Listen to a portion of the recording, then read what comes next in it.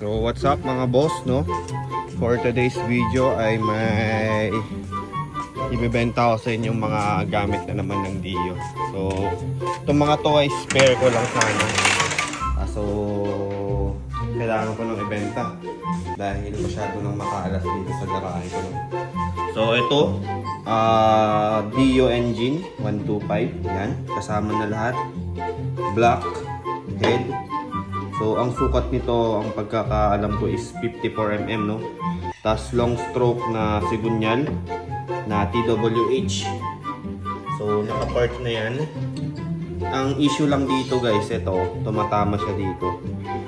So kasama na rin to yung CNC na manifold. Yan. Naka B-force. Ang issue nitong B-force na to is yung petals niya. Yan. So, naka-ready na to ng big TV. Wala pa yung cover dyan. Buo. So, ang presyo ko ditong buo ay 10k siguro kasama plus shipping. Yan.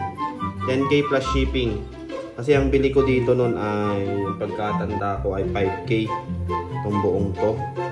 5k, tapos hindi ko na maalala yung bili ko dito sa black tsaka sigunyal.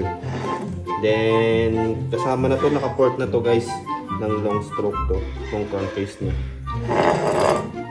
So yun guys, ang issue okay naman to, hindi naman siya loose thread. Ayan. Yung lagay ng pipe okay naman. Okay naman yan.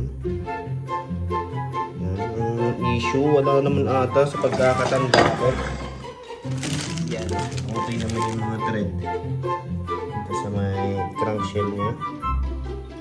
Yan. Ito siguro isang loose thread, parang loose thread to. Yan. So yun, bahala na guys, basta ang aking presyo dito sa buong makina na to ay 10k.